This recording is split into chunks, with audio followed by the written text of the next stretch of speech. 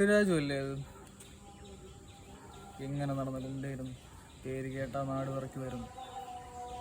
ആ വെട്ട്, നീ ഇങ്ങനെ എല്ലേ ഓട്ടം ഇട്ടോണ്ടിരുന്നോ? ഞാനും എൻ്റെ പിള്ളേരും വലിയ കൊട്ടേഷനൊക്കെയാണ് ഇപ്പോൾ എടുക്കുന്നത്. ഒരു മാറ്റവും ഇല്ലല്ലോ. ഇപ്പോഴും ആൾക്കാരെ പറ്റിച്ചല്ലേ ജീവിക്കണത്. ഡേയ് എന്ത് ഡേയ്? നിന്റെ പേരെന്ന് പറഞ്ഞാണ്? ഒടി സുനി. ഓടി സൂനി. എടാ, നിന്റെ പെങ്ങടെ കൊച്ചിനിട്ടി അമൃതം പൊടി അടിച്ചു മാറ്റി പാപ്പ ഉണ്ടാക്കി തിന്നാണ് ഒരാളെ നീ. അതുകൊണ്ടല്ലേ നിന്റെ നാട്ടുകാർ പൊടി സുനി എന്ന് വിളിക്കണം.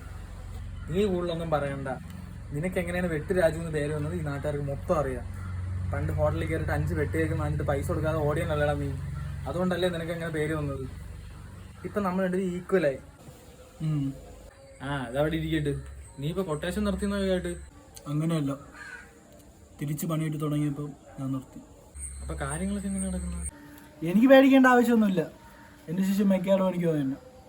നീ ഇങ്ങനെ ശിഷ്യനെ ഓർത്ത് ജീവിച്ചാൽ മതി.